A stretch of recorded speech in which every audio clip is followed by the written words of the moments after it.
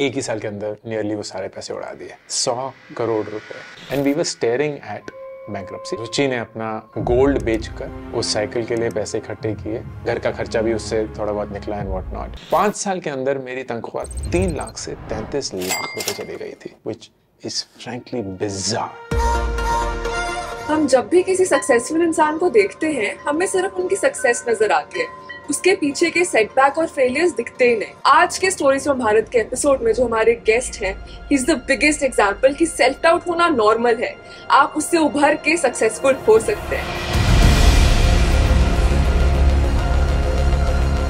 We are meeting a serial entrepreneur and one of India's top content creators, Mr. Ankur Barik, who has over 10 million followers across social media platforms. उन्होंने start किया 15,000 की salary से और 2009 तक आते आते वो साल का 33 लाख कर रहे थे। And now he's doing more than 27 crores every year.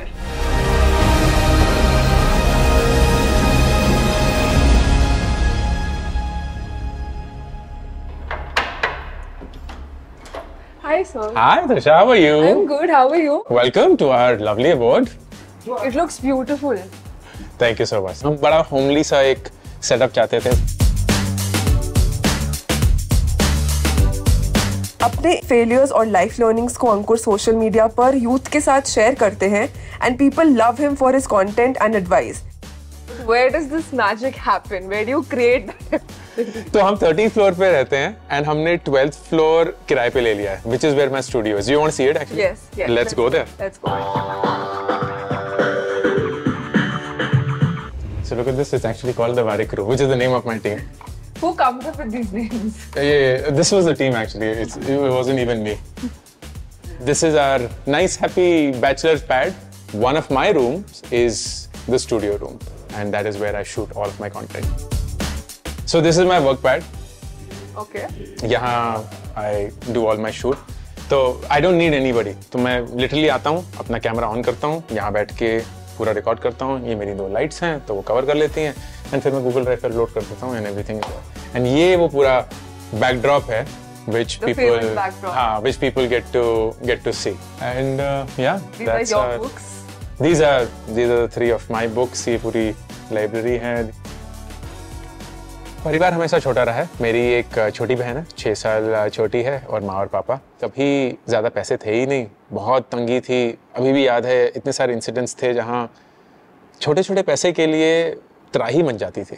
पापा ने अपने बैंक अकाउंट से 10,000 रुपये निकाले थे, विच वॉज द खर्चा for the entire month. Like पूरा रेंट देना, घर का खर्चा, बिजली, पानी, सब कुछ। स्कूटर था उस समय हमारे पास, वो स्कूटर में वो 10,000 रुपये डाले, बैग रखा और पीछे से किसी ने उनको टैप किया और बोला कि आपके ना 10 रुपये गिर गए। तो उन्होंने देखा वाकई में 10 रुपये गिरे हुए थे, तो वो गए 10 रुपये उठाने and in that moment of course realise नहीं होता है, वो बैग लेके भाग गया। And that was the only 10,000 rupees that we had in that bank at that point of time. और मुझे याद है मैं स्कूल से वापस आ रहा हूँ, माँ रो रही है, पापा ऑफ कोर्स अपना सर पकड़ के बैठे हैं, मेरी छोटी बहन, उसको कोई आइडिया नहीं है कि क्या चल रहा है, and I have no idea what has happened. Like almost ऐसा लग रहा था कि कोई मर गया है। That is when I hated money. Like एक पैसे से नफरत बन जाती है कि ऐसा कैसा हो सकता है कि यार पैसे की वजह से इतनी मुश्किलें। Then I also had that belief कि जिस दिन पैसा आ जाएगा सब कुछ फिक्स हो जाएगा, which is again the wrong notion. पैसा कभी कुछ फिक्स नहीं करेगा। बहुत घिनौनी सी नफरत सी हो गई थी पैसे के साथ। But in that same thing, छोटी छोटी चीज़ें होती थी जो हमें खुशियाँ देती थी। तो इंडिया गेट का मुझे याद है, बजाज स्कूटर पे हम बैठे हुए हैं। Those were the times where I distinctly remember कि पैसे के बिना भी माँ पापा ने खुश कैसे रहते हैं वो सिखाया। And I think that has really helped all these years. कभी वो सोच या फ्रीडम ही नहीं था कि जो चाहा खरीद लिया। मैगी खरीद के खाना was like a big deal. It was like going out. तो वो एक पैकेट मैगी हम चारों बांट के खाते थे क्योंकि उतना ही of course luxury थी और पैसा था। तो everything was in limit, everything was very guarded. But as I said, उससे बहुत कुछ सीखा और बहुत कुछ जाना। हर मिडिल क्लास फैमिली के पेरेंट्स का बस एक ही सपना होता है कि उनके बच्चे का IIT में सिलेक्शन हो जाए और उसके बाद उनकी फैमिली की लाइफ सेट। अंकुर के पेरेंट्स का भी यही सपना था, लेकिन आईआईटी का सक्सेस रेट है सिर्फ 7%। अंकुर ने भी आईआईटी में 2 बार ट्राई करा था और दोनों बार उन्हें फेलियर का सामना करना पड़ा, जिसके बाद उन्हें लगा कि अब सब खत्म। I was convinced life is over because exactly as you mentioned, हमें हमेशा जिंदगी जीतने का एक ही तरीका दिखाया जाता है कि आप ये करेंगे, ये करेंगे, ये करेंगे, ये करेंगे, और इस बात से अगर आप कहीं भी डगमगा गए, लाइफ ओवर, खत्म, कुछ नहीं, कोई नहीं बचा सकता। एक्सपेक्टेशंस ना सबसे भारी वजन होता है दुनिया का। तो मुझे खुद से बहुत एक्सपेक्टेशंस थी, माँ पापा को, पूरे परिवार को मुझसे एक्सपेक्टेशंस थी, स्कूल को मुझसे एक्सपेक्टेशंस थी। तो वो एक्सपेक्टेशंस पे ही खरे ना उतर पाना is like the biggest failure all. But how did you develop interest in physics, और फिर कैसे यूएसए जाने का आइडिया किसी रिश्तेदार ने बताया, कैसे वो शुरू हुआ? तो इसकी कहानी ये थी त्रिशा कि आई थिंक क्लास 7th या क्लास 8th में मेरे बर्थडे पे मेरी मासी ने मुझे गिफ्ट में एक किताब भेंट करी, and the name of the book was, I distinctly remember, the big book of space. काफ़ी बड़ी किताब थी and it was all about space, like solar system क्या है और मिल्की वे क्या है, और उसमें एलियंस भी कवर्ड थे, सब कुछ था, एंड आई वाज फैसिनेटेड। फिर यही था कि एस्ट्रोनॉट बनना है, क्योंकि वही एक चीज़ आती है पहले। तो फिर धीरे धीरे जैसे पढ़ा तो पता चला कि astronaut is like one area जहाँ आप स्पेस में जाते हैं, but there is a lot more that's happening behind the scenes. So astrophysicist करके एक रोल है जहाँ आप एस्ट्रोनॉमी और फिजिक्स को कंबाइन करते हैं। एंड फिर गोल यही था कि यूएस जाके पीएचडी करनी है, because that's like the mecca of everything, and let's just see where it takes. Ankur ने खूब मेहनत करी और उन्हें अपने सपने को पूरा करने के लिए यूएस में स्कॉलरशिप भी मिल गई। पर यूएस की 1 वे टिकट भी अरेंज करना किसी भी मिडिल क्लास फैमिली के लिए आसान नहीं होता है।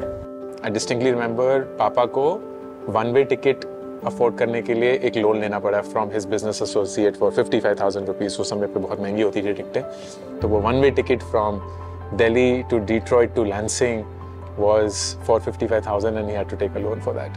एक अच्छे बेटे की तरह अंकुर ने पीएचडी के साथ साथ जॉब भी करी ताकि वो अपनी फैमिली की हेल्प कर सके और पैसे कमाकर घर भेजते रहे। वेरी इंटरेस्टिंग कॉन्सेप्ट, क्योंकि आप पोस्ट ग्रेड हैं, दे अज्यूम कि आपको अंडरग्रेड स्टूडेंट से ज्यादा पता है। It is just cost arbitrage. वो बोलते हैं कि आप कुछ अंडरग्रेड स्टूडेंट्स की क्लासेस ले लीजिए, उसके लिए हम आपको पैसे देंगे। वो पैसे एक प्रोफेसर को जितने मिलते हैं उससे तो बहुत कम होते हैं, लेकिन एक स्टूडेंट के लिए बहुत ज्यादा है। So I used to get around $1,500 a month, which was a lot of money, more money than my dad had earned all his life after working for 40 years. तो इस $1,500 में मुझे अपने रहने खाने का खर्चा निकालना है और ट्यूशन फीस मुझे कुछ नहीं देनी है। घर का खर्चा ये सब बिल्कुल स्क्वीज करके घर पे खाना बना के, no eating out, no ordering in तो समय पे था ही नहीं, कोई लॉन्ड्री वॉन्ड्री भी नहीं, खुद कपड़े धोता था, खुद खाना बनाता था, सब कुछ खुद। तो जितने पैसे बच जाते थे पूरे बचाने की कोशिश करता था, and I used to send almost $300-400 a month back home. Not really bad with money. You said you used to spend money unwisely, but this is being very smart with. This was all about being very, very, very guarded with money, क्योंकि पैसा ही पहली बार देखा था। एक global study के अनुसार 94% of people in the world don't love the work they do. अंकुर भी इसी भीड़ का हिस्सा थे।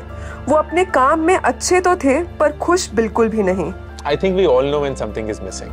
हम शायद उसको एक्सेप्ट नहीं करना चाहेंगे, कबूल नहीं करना चाहेंगे, लेकिन अगर आईने के सामने खड़े होकर हम अपने आपसे पूछ रहे हैं कि क्या तुम वो सब चीज़ें कर रहे हो जो तुम करना चाहते थे, the answer is yes.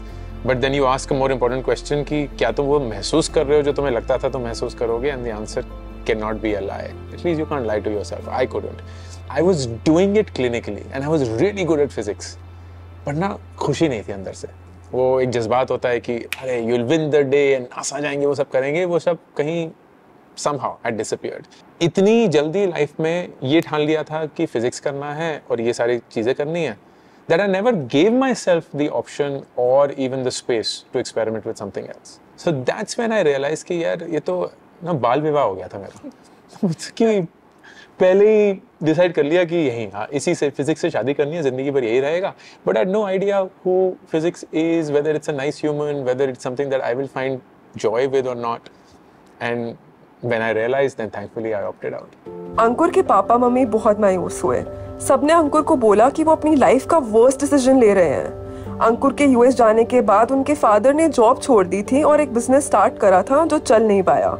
अंकुर को पता था कि उनको इंडिया आते ही सबसे पहले एक जॉब ढूंढनी पड़ेगी ताकि वो घर का खर्चा चला सके। हमें क्यूरियोसिटी थी कि उनकी फर्स्ट सैलरी क्या थी। 2.76 lakhs CTC, in hand 14,746 rupees. This was 2004 when I came back. तो incidentally exactly 20 साल हो गए। 15,000 से पहली जॉब स्टार्ट करने के बाद अंकुर ने पीछे मुड़कर नहीं देखा। इसके बाद उन्होंने ISB से MBA की और 3 साल के लिए एज अ कंसल्टेंट जॉब करी और 5 साल के अंदर उनकी सैलरी 2.76 लाख से 33 लाख पहुंच गई। ISB से जो मुझे पहली नौकरी मिली कंसल्टिंग में AT कहानी के through, that was 12 lakhs an annum। ये 2006 की बात है। तो 2 ही साल में फॉर नो एक्सप्लेन्ड रीजन मैं 3 लाख से 12 लाख जा चुका था। कंसल्टिंग में मैंने बहुत मेहनत करी, बहुत अच्छे से, बहुत लगन से काम किया। 1.5 साल के अंदर ही मेरा प्रमोशन हो गया एंड मेरी तनख्वाह 12 से 25 लाख हो गई उस जमाने में। ये 2007 की बात है। एंड देन 2009 में जब मैंने कंसल्टिंग छोड़ा था, I was earning 33 lakhs an annum। तो 5 साल के अंदर मेरी तनख्वाह 3 लाख से 33 लाख रुपए चली गई थी। An 11 times jump, which is frankly bizarre। अब अंकुर ने स्टार्टअप की दुनिया में कदम रखा और secondshadi.com और गाड़ी.com के बाद उन्होंने स्टार्ट करा ग्रुपॉन का इंडिया बिजनेस। 24 साल की उम्र में मैं एक PhD ड्रॉप आउट हूँ एंड 7 साल के अंदर मैं ग्रुपॉन की इंडिया बिजनेस का CEO हूँ। And nothing explains this. 7 साल के अंदर ये जर्नी कोई नहीं कवर कर सकता, मैं तो डेफिनेटली नहीं कवर कर सकता। So something had happened that made this happen, and it was a brilliant time to be। And then in 2015 I bought the Groupon India business and made it into nearby.com, which then started all over again। and उस point पे हमने Sequoia Capital, which is one of the world's most respected venture capital firms, उनसे पैसे raise किए थे and it is a really big amount, $17 million first check। and एक ही साल के अंदर नियरली वो सारे पैसे उड़ा दिए। 100 करोड़ रुपए। And a lot went into things that didn't impact the customers life directly, like office शानदार सा, perks and privileges and over hiring and ये सब। But after 4 years of possibly giving everything that we could, in 2019 we became profitable। But this was a major turning point in Ankur's life. The company became profitable, but Ankur was on the verge of bankruptcy। 2019 में I stepped down as the CEO of Nearby। I had no source of income। मेरा सारा जो investment था वो Nearby में जा चुका था और दूसरे स्टार्टअप्स में जा चुका था। अब स्टार्टअप्स की प्रॉब्लम ये होती है कि आप मनचाहे पैसे निकाल नहीं सकते। It's not like a mutual fund investment जहाँ बेच के आ गए पैसे। यहाँ जब कोई खरीदार होगा तभी आपको वो पैसे मिलेंगे, एंड वो खरीदार शायद नहीं होता है जब आपको पैसे चाहिए। उस पॉइंट पे त्रिशा, मेरे पास बैंक में 5 महीने के पैसे थे and we were staring at bankruptcy because घर का EMI भरना है, स्कूल की फीस भरनी है, घर के खर्चे निकालने हैं, माँ पापा को पैसे देने हैं, and there is only so much. And इस पॉइंट पे रुचि और मैंने बैठ के बोला, देखो मामला यही है, अब हमें आगे क्या हो सकता है उसकी तैयारी करनी होगी। 2 महीने तक फाइट मारेंगे, मैक्सिमम 3 महीने। अगर 3 महीने तक कोई क्लैरिटी नहीं आई कि कोई प्रिडिक्टेबल सोर्स ऑफ इनकम कहाँ से आएगा, तो हम जिस घर में हम हैं वो घर बेच देंगे। उसके लिए हमने 50 लाख रुपए डाउन पेमेंट करी थी, तो वो होपफुली हमें वापस मिल जाएगा। बाकी सब तो कर्ज है, तो वो बैंक को वापस चुकाएंगे। एंड इस 50 लाख को लेके और इस घर को बेच के हम पहाड़ चले जाएंगे, पहाड़ों में रहेंगे, बच्चों को होम स्कूल करेंगे, वहाँ के किसी लोकल स्कूल में पढ़ाएंगे, और 50 लाख रुपए बहुत पैसा होता है, ज़िंदगी फिर वैसे ही जिएंगे। And that was the time which we had to prepare ourselves for. And उस टाइम पे बहुत सारी चीज़ें हुई। विदुर का मई में बर्थडे होता है, बहुत टाइम से वो बोल रहा था मुझे साइकिल चाहिए, साइकिल चाहिए, साइकिल चाहिए, एंड अभी तक साइकिल खरीदने की वो आई नहीं थी अपॉर्चुनिटी। अब जब हमें लग रहा था कि वो बड़ा हो चुका है, वो साइकिल चला सकता है, हमारे पास साइकिल खरीदने के भी पैसे नहीं हैं। एंड उस पॉइंट पे क्योंकि हम जेन्युइनली चाहते थे कि उसको साइकिल हम दें, रुचि ने अपना गोल्ड बेचकर उस साइकिल के लिए पैसे इकट्ठे किए, और 6 मई को उसका बर्थडे होता है, हम सुबह 6 मई को गए, वो साइकिल खरीदी, घर पे रखी। जब वो वापस स्कूल आया, उसको सरप्राइज किया. He started crying, we started crying. He was crying of course out of joy कि उसको साइकिल मिल गई है. We were crying कि हमें ऐसी हालत है कि सोना बेच के वो साइकिल खरीदनी पड़ रही है. Of course घर का खर्चा भी उससे थोड़ा बहुत निकला एंड व्हाट नॉट. ऐसा नहीं था कि हम दुखी थे, हमें पता था कि सर के ऊपर छत है, खाने को खाना मिल रहा है, पहनने को कपड़े मिल रहे हैं, तो we are privileged than most other people. But we were classic urban poor. जो क्लिनिकल अर्बन पुअर की डेफिनेशन होती है कि अर्बन तो हैं लेकिन टेक्निकली गरीब ही हैं. That was what it was, in massive debt and with everything that was staring with us. Life में इतने सारे बुरे वक्त के दौरान अंकुर की लाइफ में एक अच्छी चीज परमानेंट थी, उनकी wife Ruchi. When we went through a tough time, it was just insane how much her individuality gave me confidence. कि यार ये खुद को संभाल पा रही है ना, तो अब मेरा काम सिर्फ और सिर्फ मुझको संभालना है. And if I'm able to just get that past, then both of us will come out stronger. And that is a game changer in a relationship. And I always say this कि एक रिश्ते में अगर आप अपनी independence maintain कर सकते हैं ना, that's frankly the best gift to the relationship.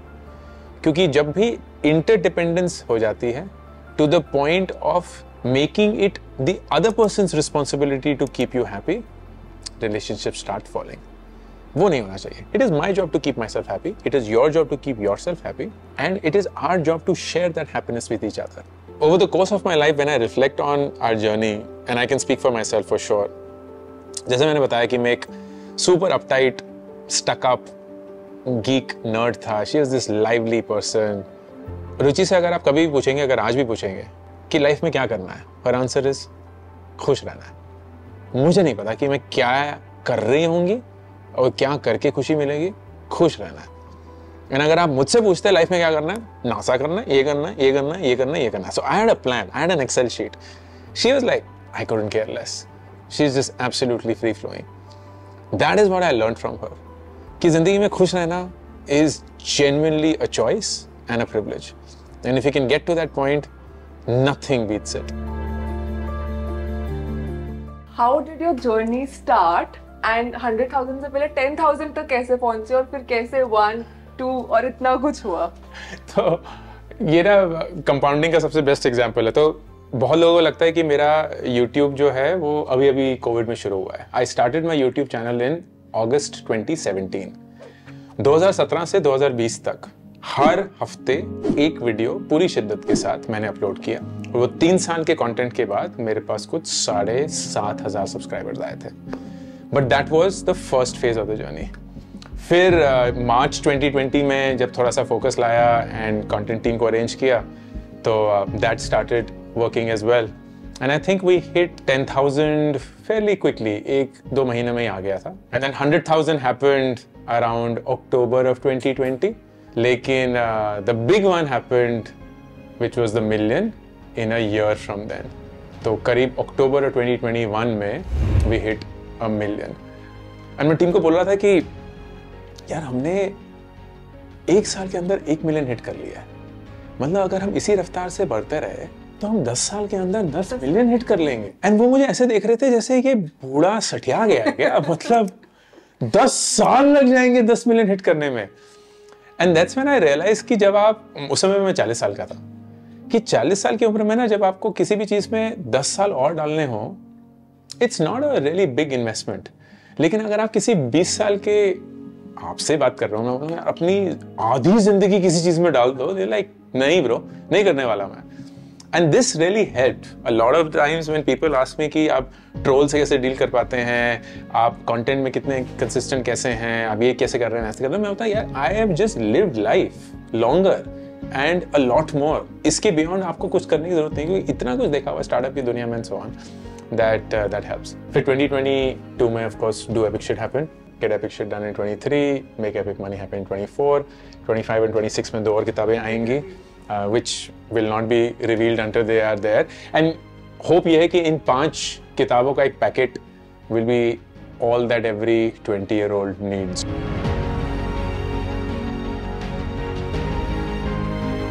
Sir, तो आपकी जर्नी शुरू से पहले IIT क्लियर नहीं हुआ, फिर आप US से गए, वो छोड़ के आप वापस आ गए. Then you took up a job for 15,000 rupees. Then MBA करी, फिर आपकी 33 lakhs की इवेंचुअली जॉब लगी, फिर आप बैंकक्रप्ट हो गए और अब आप 27 CR कर रहे हैं. सो इस पूरी जर्नी का एक समराइज वे में क्या लेसन आपने सीखा है और एक पीस ऑफ एडवाइस जो आप हमारे ऑडियंस को देना चाहेंगे? I think piece of advice ही सबसे ज़्यादा ज़रूरी होगी त्रिशा की इन दिस एंटायर जर्नी जब मैं रिफ्लेक्ट करता हूँ, देयर आर टू रियलाइजेशंस। एक, there were a lot of people who helped along the way, जिनका कोई मतलब नहीं था मदद करने का। तो I can not claim this for myself. आपको कभी नहीं पता होता कि कौन कहाँ से आके आपकी मदद करेगा, लेकिन ये बहुत क्लियर है कि कोई ना कोई इंसान आपकी लाइफ स्टोरी में बहुत वैल्यूबल एक रोल प्ले करेगा and you will always stand on the shoulders of others. But the biggest thing in all of that is जब कोई बेट लेकर आपको एक अपॉर्चुनिटी देता है, उसके बाद आप क्या करते हैं। तो मेरा एक फेवरेट एपिसोड है, अनुपम खेर का एक टॉक शो है, हुआ करता था, अब नहीं है, और उसके पहले एपिसोड में उन्होंने शाहरुख खान को बुलाया था और अनुपम खेर जी ने पूछा कि शाहरुख आप इतने सक्सेसफुल कैसे हैं।